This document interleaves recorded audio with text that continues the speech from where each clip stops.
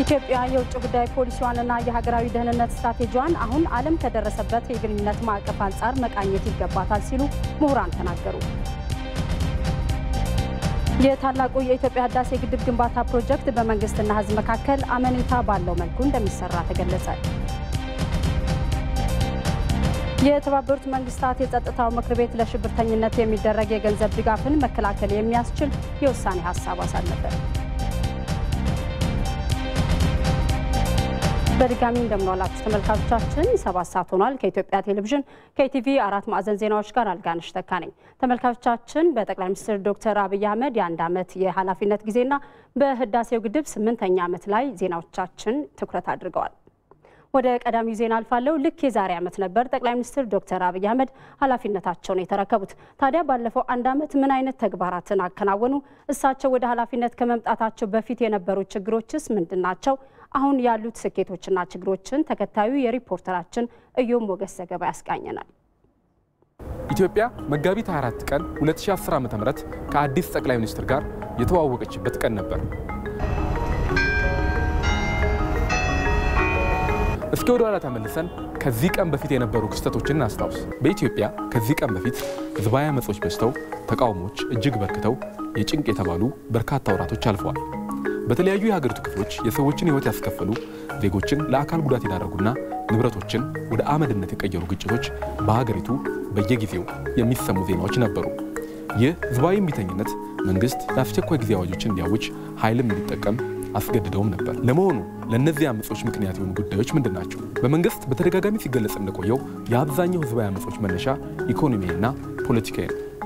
ለህግ የበላይነት ያልተገዙ የመንግስት የሥራ ኃላፊዎች መበራከት፣ ፍትሃዊ ያልሆነ የሀብት ክፍፍል መኖር፣ ሐሳብን የመግለጽና የፕሬስ ነፃነት መታፈን፣ የማንነትና የአስተዳደር ጥያቄዎች፣ የሀብት ምዝበራና ሙስና፣ ስራ አጥነትና የመንግስታዊ አገልግሎቶች ለዜጎች አለመመቸት ከበርካታ አመጾች ጀርባ የሚነሱ ጉዳዮች ነበሩ።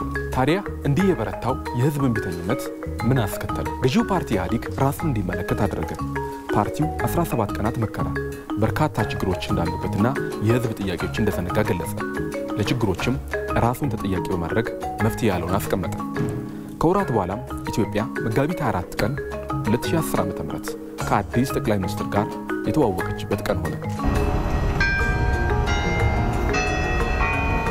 ይህ ከሆነ አንድ ዓመት አስቆጠረ። ታዲያ ባለፈው አንድ ዓመት ጠቅላይ ሚኒስትሩ ምን ሰሩ? ወደ ኃላፊነት ከመምጣታቸው በፊት የተጀመሩ የፖለቲካ እስረኞችን የመፍታት ስራ በእሳቸውም ቀጠለ። በዚሁ ምክር ቤት አሸባሪ ተብለው የተፈረጁት ኦነግ፣ ግንቦት 7ና ኦብነግ አሸባሪ መባላቸው ቀርቶ ወደ ሀገር ውስጥ ገቡ።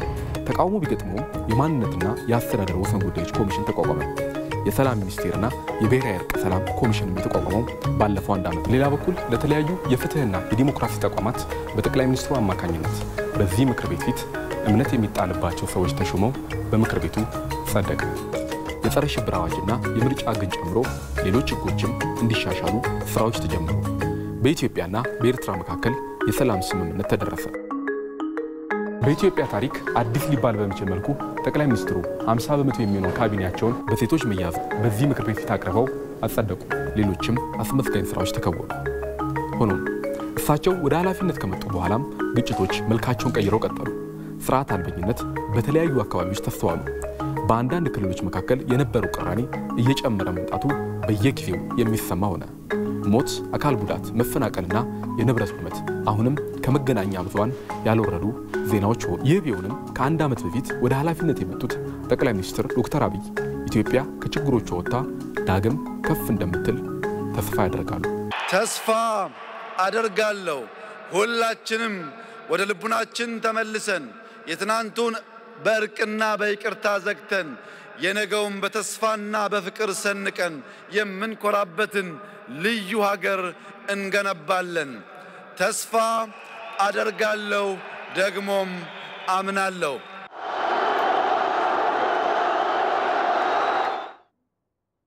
በኢትዮጵያ በፖለቲካው ዘርፍ ባለፈው አንድ ዓመት የተሻለ ስራ መሰራቱን የህግና የፖሊሲ ምሁሩ ዶክተር ብርሃነ መስቀል አበበ ከኢቲቪ ጋር በነበራቸው ቆይታ ተናግረዋል።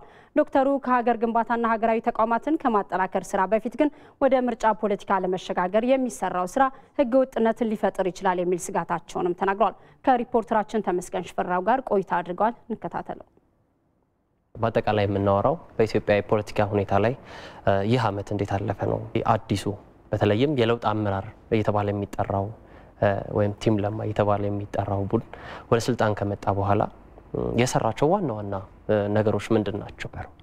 የጠቅላይ ሚኒስትር አብይ ትልቁ አቺቭመንት በዚህ አንድ ዓመት ጊዜ ውስጥ አገር ውስጥ ያለውን ኢትዮጵያዊ ወደ አንድነት የማምጣቱን ስራ መጀመራቸው ብቻ ሳይሆን ውጪ ተበትኖ የነበረው ኢትዮጵያዊ መሪያችን ነው ብሎ አንገታቸውን ቀና አድርገው እያንዳንዳችን እንድንሄድ ሊያደርጉ የቻሉበትና በአሜሪካም በአውሮፓም በጎረቤት ሀገሮችም ሄደው ኢትዮጵያውያን ወደ ሀገራቸው እንዲመለሱ በሀገራቸው የፖለቲካ ኢኮኖሚና ማህበራዊ ጉዳይ በቀጥታ እንዲሳተፉ በር የከፈቱበት ትልቅ ስራ ነው።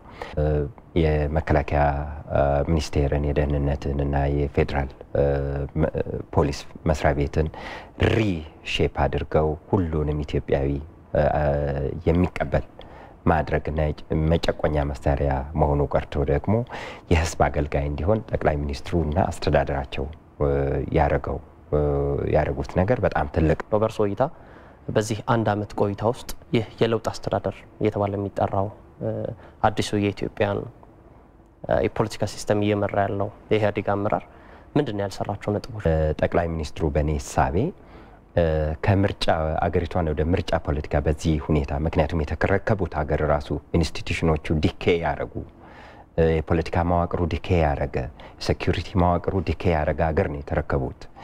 በዚያ ሁኔታ ውስጥ ወደ ምርጫ መግባቱ ጠንካራ መንግስት ባሌለበት ወደ ምርጫ ፖለቲካ መግባት አናርኪን ይፈጥራል። ስለዚህ አንዱ ትልቅ ጉድለት ነው ብዬ ነው የማስበው።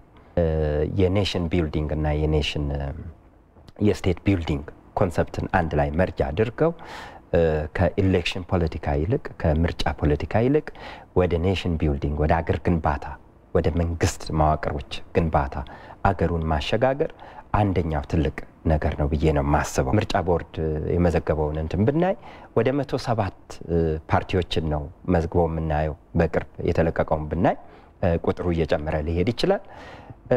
ግን የተሰለፉት እኮ ወይም የአይደንቲቲ ፖለቲካ አራማጆች ናቸው ወይም የአሲሚሌሽን ፖለቲካ አራማጆች ናቸው። አሁን የጠቅላይ ሚኒስትር አብይ ትልቁ ሸክም ከሁለቱ የጦር ጀልባዎች ዋናና ሁሉንም በእኩልነት ሊይዝ የሚችል በመቀባበልና በመከባበር ኢትዮጵያ ውስጥ እንኖራለን የሚል እምነት እንደ ሶስተኛ ሄጌሞኒክ አይዲያ ዲቨሎፕ እንዲያደርግ የአብይ መርከብን የመስራት ነገር ነው ማለት ነው። ይሄኛው ሶስተኛው ፕላትፎርም ሶስተኛው መውጫው መንገድ ሳይዘጋጅ ወደ ምርጫ ከገባን የምናጋጥመው የአሲሚሌሽን ፖለቲካ አቀንቃኞችንና የአይደንቲቲ ፖለቲካ አቀንቃኞችን ኑና ተጋጠሙ ነው የምንለው። ያለፉት 40-50 ዓመታት ደግሞ ምስክር እንደሚሆኑት እነኚህ በፍጹም በያዙት አቋም ሊስማሙ ሊታረቁ የሚችሉበት ሁኔታ የለም። የሽግግር መንግስቱ አሁን የለውጥ መንግስቱ የጠቅላይ ሚኒስትር አብይ መንግስት ይሄንን የሚያስታርቅና ኢትዮጵያን የሚያሸጋግር የጋራ የመንግስት ተቋማትን ሁሉም እንደ ራሱ አካል የሚያያቸው የኔ ተቋማት ናቸው ብሎ የሚያያቸውን ኢንስቲትዩሽንስ የመገንባት ስራ ወደዛ ማሻገር ነው ማለት ነው። አሁን ላይ በርካታ ሰዎች ሊባል በሚችል ለውጡን የሚቀበሉ ቢኖሩም ወይም ያሉ ቢሆንም በዛው ልክ ደግሞ አሁን ላይ ግራ የተጋባ ወይም ደግሞ ለውጡ ተቀልብሷል አልተገለበሰም የሚለው ነገር ላይ ግራ የተጋቡ ሰዎች አሉ። አሁን ለውጡ ላይ እንደዚህ አይነት የተለያዩ ሀሳቦች እንዲነሱ ያደረገበት ዋናው ምክንያት በእርሶ አስተያየት ምንድን ነው? እነኚህ መንገራገጮች የሚመነጩት በዋነኛነት ከሁለቱ ካምፕ ነው። ከአይደንቲቲ ፖለቲካው ካምፕ የራሱን የማንነት ጥያቄዎችን ይሄ ለውጥ መንግስት አድሬስ ያደርግልኝ ብሎ ከመጠየቅ ውጪ በዚህኛው ሳይድ የሚነሳውን ጥያቄ በደንብ አክኖሌጅ አያደርግም። በአሲሚሌሽን አይዲዮሎጂው ካምፕም ያለው በአይደንቲቲ ፖለቲካ ሁለቱም የአይደንቲቲ ፖለቲካዎች ናቸው። መንግስት በዚህ ኤሪያ ላይ ማድረግ ያለበት ሎ ኤንድ ኦርደርን ማስከበርን ከፍተኛ ትኩረት ሰጥቶ መስራት አለበት። ሁለተኛ የሙሉ ዲሞክራታይዜሽን ፉል ስኬል ዲሞክራታይዜሽን ፕሮሰስ ውስጥ ኢሚዲየትሊ ከዲክታቶሪያል ሪጅምስ መግባት አንችልም። ስለዚህ ማኔጅድ ሊበራላይዜሽን ፕሮሰስ ውስጥ እንድንገባ የተቋም ግንባታ ላይ ፎከስ ተደርጎ መሰራት አለበት ማለት ነው። በሶስተኛ ደረጃ እዚህ ላይ ማክለው ቅድም መጀመሪያ ላይ ያነሳሁት ቼንጅ ኤጀንቶች እና ይሄንን ለውጥ የሚደግፈው ተበታትኖ ነው አሁን ያለው። ይሄኛው በፍጥነት ተደራጅቶ ለለውጡ ድምጽ እንዲሆን ማድረግ ነው።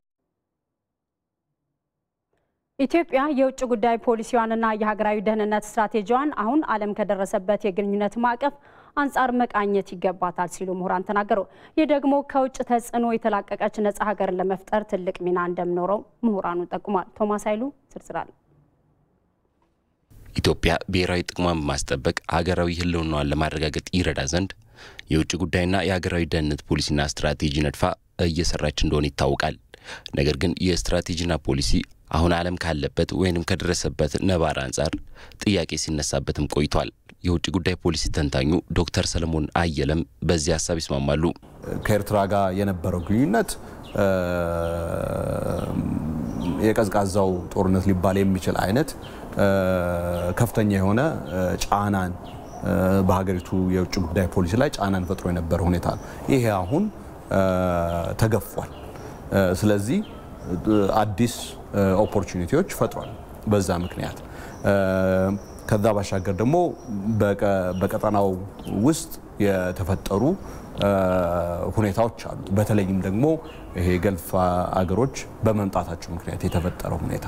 ስለዚህ እነዚህን ሁሉ ከግንዛቤ ውስጥ አስገብቶ እንደ አዲስ መቀረጽ ያለበት መቃኘት ያለበት የውጭ ጉዳይ ግንኙነት ነው ያለው። የዓለም የፖለቲካና የኢኮኖሚ አዙሪት በየጊዜው መልኩን በሚቀያየርበት በዚህ ወቅት ኢትዮጵያ 17 ዓመታትን የተሻገረውን ፖሊሲዋን ማሻሻል ሌላኛው የውጭ ተጽዕኖዎችን የምትቋቋምበት መንገድም ተደርጎ ተወስዷል። አሁን እኛም ፕራይም ሚኒስተር አሁን ያሳዩት አንድ ቪዥን አለ። ይሄ ምንድነው? ይሄን ሪጅን ኢንቴግሬት የማድረግ ዓላማን አሳይተዋል። በተግባርም እየታየ ነው። እኔ እሱ አንድ ትልቁ ለኛ ይህንን የውጭን ተጽዕኖ ምንቋቋምበት መንገድ ይመስለኛል። አሜሪካ በአፍሪካ ላይ ያላት ተጽዕኖ ቀስ በቀስ በቻይና የበላይነቱን መወሰዱ፣ ሽብርተኝነትን የመዋጋት ሐሳብም በኢኮኖሚ ምህዋር መተካቱ፣ በአንድም በሌላ መልኩ ኢትዮጵያ ከውግንና በጸዳ መልኩ ወይንም በገለልተኝነት ሐሳቤ እንዴት ብሔራዊ ጥቅሟን ታስጠብቅ የሚለው ነጥብ ወሳኝ ሆኗል። ከቻይና ጋር በዋነኛነት ኢትዮጵያ ሊኖራት የሚገባውና ጥቅም ታገኝበታለች ተብሎ የሚታሰበው ዋናው የትብብር ማዕቀፍ የኢኮኖሚ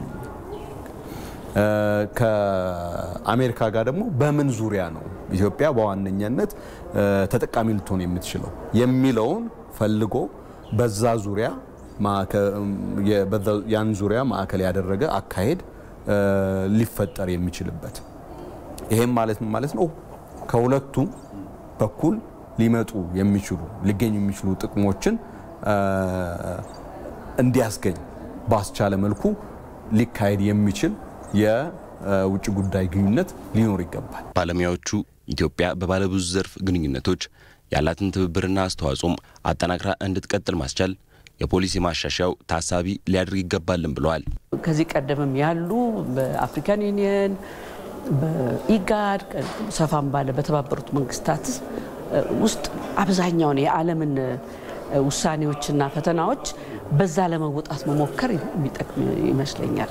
ታዲያ ይህንን ሁሉ እውነታ ከግምት ውስጥ በማስገባት ኢትዮጵያ የውጭ ጉዳይ ፖሊሲዋንና የደህንነት ስትራቴጂዋን ለማሻሻል ደፋ ቀና እያለች እንደሆነ ጠቅላይ ሚኒስትር ዶክተር አብይ አህመድ መናገራቸው ይታወሳል።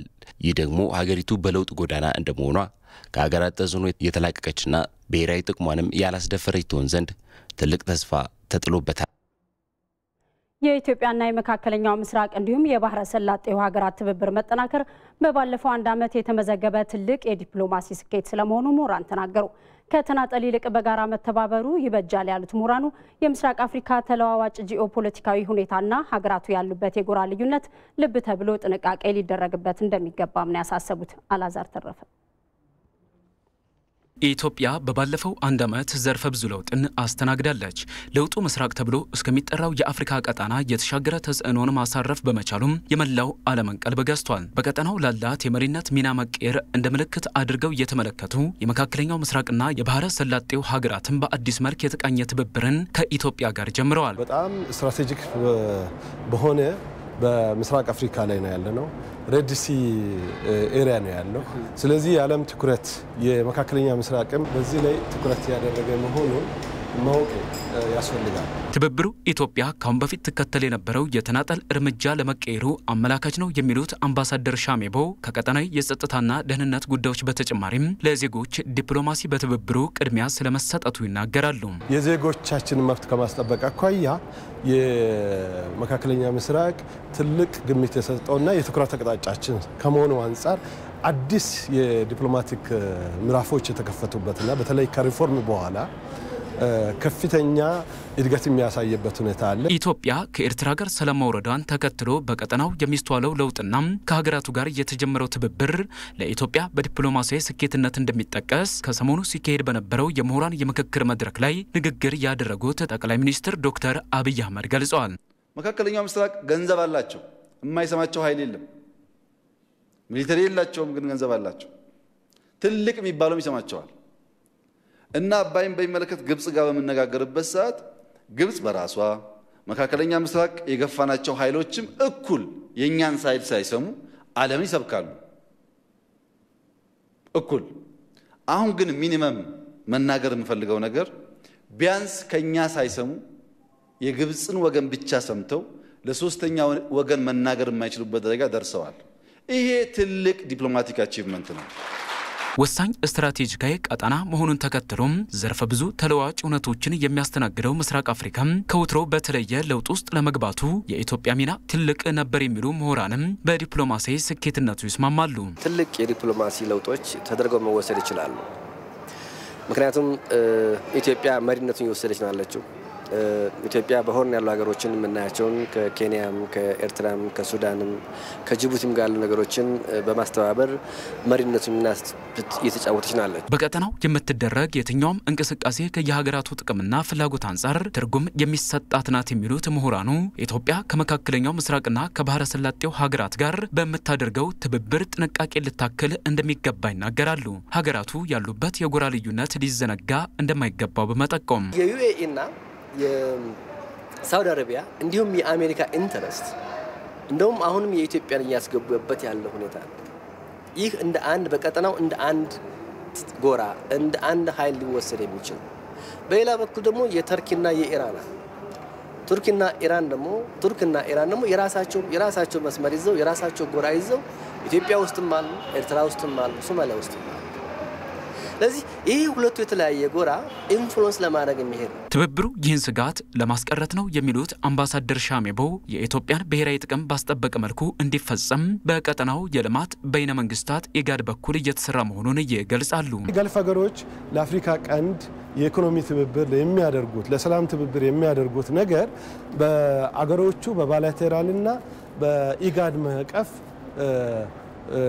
የሚሆን ሲሆን ትክክለኛ ውጤት ሊያስገኝ የሚችልበት ስለሆነ በዚህ እይታ ነው እየተካሄደ ያለው። እስከ ምጣኔ ሀብታዊ ውህደት የደረሰ ትብብርን በቀጠናው ለማምጣት እየሰራች ያለችው ኢትዮጵያ ያለባትን ምጣኔ ሀብታዊ ችግርና የውጭ ምንዛሬ እጥረት ለመፍታት የሚያስችላትን ከፍተኛ የዲፕሎማሲያዊ ትብብር ከሀገራቱ ጋር ጀምራለች።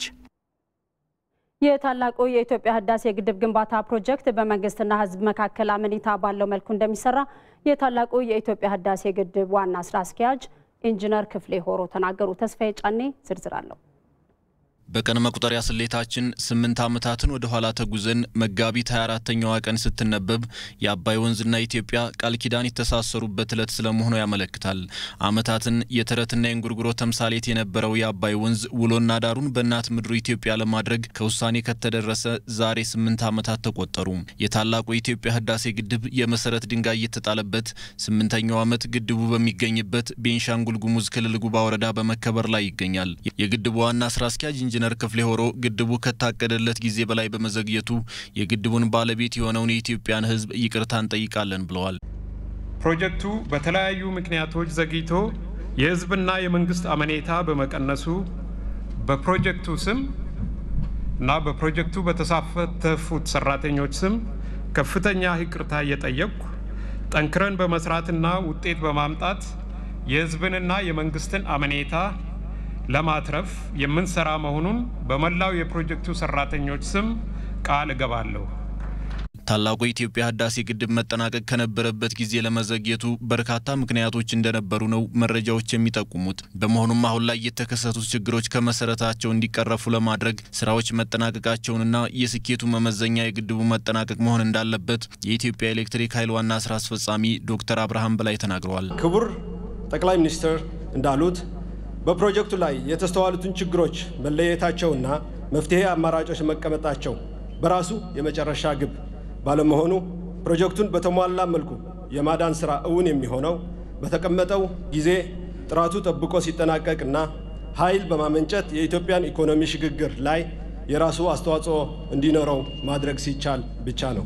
የታላቁ የኢትዮጵያ ህዳሴ ግድብ የአንድነታችን ተምሳሌት ነው ያሉት ምክትል ጠቅላይ ሚኒስትር ደመቀ መኮንን ፍጻሜውን በማፋጠን ለቀጣይ ፕሮጀክቶች መነሳሳት አቅም ሊሆን እንደሚገባም ጠቁመዋል። ታላቁ የአባይ ወንዝ ዘንበር ተሻጋሪ ዝናና በርጅ ተጎናጥፎ እስከ ዛሬ የዘለቀው ከናት ምድራችን በፈለቁ ጅረቶችና ገባር ወንዞች ተባብረው ስላገነኑት ነው።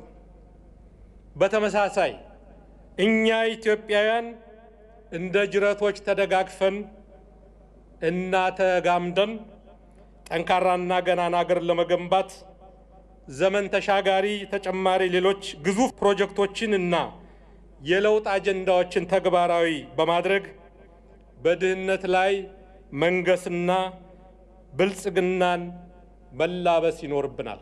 ታላቁ የኢትዮጵያ ህዳሴ ግድብ ከ8 የግንባታ ዓመታት በኋላ አሁን ላይ 66 በመቶ ላይ እንደሚገኝ መረጃዎች ይጠቁማሉ።